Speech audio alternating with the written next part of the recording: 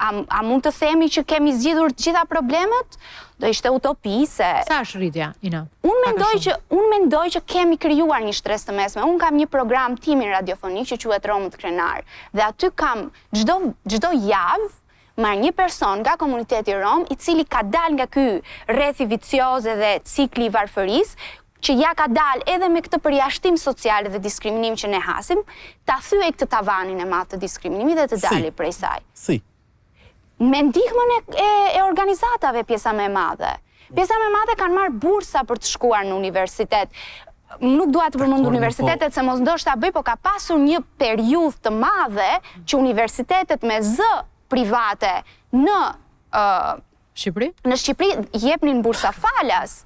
Totalisht falas për komunitetin sepse rom. mbështeteshin besoj nga projektet ndërkombëtare. Nuk e di tamam, por unë e di që shok dhe shoqet mijat kanë përfituar nga kjo gjë dhe sot kanë një diplomë. A do themi ne që se sa kanë zënë të gjithë një vend pune. Tani ne po jetojmë në Shqipëri vend pune. Nuk duhet të dalim në këtë formate. Ne kemi disa kuota që ne janë sankcionuar vetëm të zezë, sepse njerëzit që na dëgjojnë lodhen me këtë gjë. Shtetërore të cilat marrin pjesë studentët e antarët e këtij komuniteti për të arsimuar. Po marrasi nga 2005 deri në 2016-2017 që pak a shumë unë kam qenë i përfshirë në këtë aspekt për të ndihmuar studentë nga komuniteti rom dhe egjiptian për të arsimuar. Ka pasur një dyndje në këtë vite jashtëzakonisht të madhe. Shkonin dhe nuk mjaftonin kuotat. Duheshin më shumë kuota për pjesëmarrje.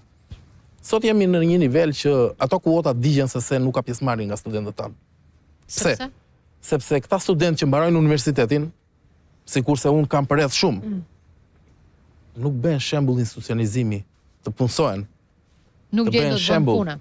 Ky është për shtresën dhe ardhjen e brezave të tjerë që thonë po, unë mbaroj një shkollë, punësohem dhe ndërtoj model. Pra ti thua, nuk diskriminon sistemi arsimor, po diskriminon tregu i punës.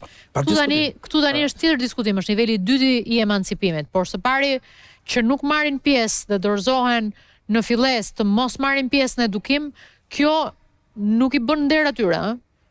Pa diskutim. Sepse kjo është të dorëzohesh në sistem një hap para se sa sistemi të ndëshkojë. Po vinë me një varfëri. Pavarësisht. Po vinë me një... Unë dua ta plotësoj këtë faktikisht, sepse e para do doja shumë që po themi biseda të bëhej në fushën e mbështetjes edhe jo të shikohet paktën këtu si diçka konfrontale. Që do të thotë, nëse flas për kulturë, kultura është fluide. Pra, kultura kushtëzohet nga të gjithë fenomenet ku përket në territor. Kështu që edhe ne kemi pasur një kuadër kulturor i cili është updateuar me kohën. Tani, nëse është një pretendim dhe unë do doja që, siç edhe u tha në kronikë, po që në përgjithësi nëse unë kam kontakt me komunitetin rom, siç kam edhe me shumë familje vulnerable, ekstrem në Shqipërinë tonë, por që edhe me bazë ligjore, fakti që ti nuk je informuar për ligjin, nuk të përjashton nga detyrimet ligjore. Pra, dhe unë njoh sot vajzat dhe djemë të shkolluar dhe të mishkolluar dhe të punësuar nga komuniteti rom. Disa mund t'i kemë mbështetur unë, disa i kemë mbështetur dikush tjetër, po ja kanë dalë. Tani, nëse ne kemi pretendimin dhe themi e gjithë shoqëria na ka përjashtuar, do dohet mos ishte kështu niveli bisedës, sepse e vërteta nuk është kjo. Pra nuk e ka përjashtuar shoqëria shqiptare, ne nuk në përgjithësi ne nuk jemi shoqëri përjashtuese, ne mund kemi diskriminimin ton të brendshëm siç e ka Veriu dhe Jugu, siç mund ta ketë edhe komuniteti rom brenda vetes, nga lëvizjet që ka. Pra kjo është pjesë e tipareve të njerëzit për të mbijetuar dhe për të dalë, për të prevaluar.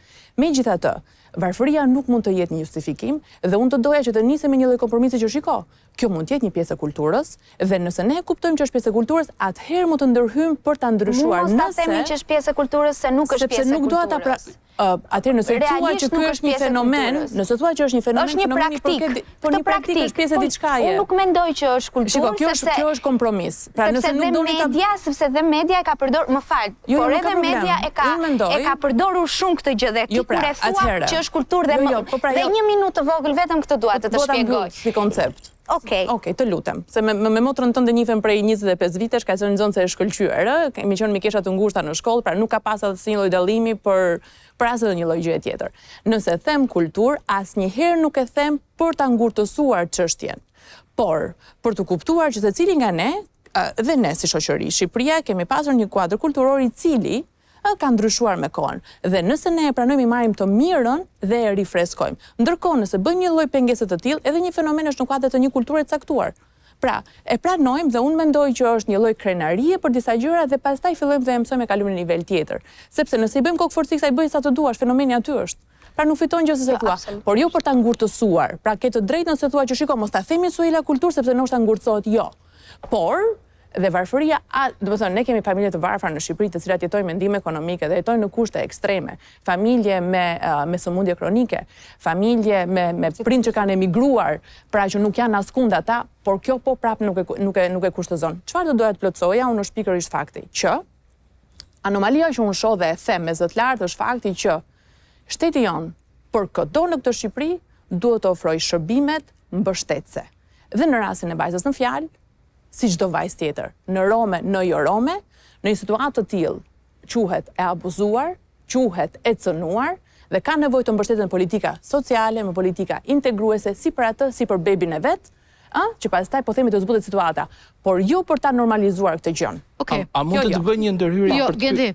Pas publicitetit, dua të ndjekim intervistën e tyre, nisim me një qëndrim bashkë, Curi pas intervistës si qëndrim ndaj asaj që ai çift do të thotë dhe pastaj shkojmë në analizën përmbyllëse. E ndjekim pas publicitetit.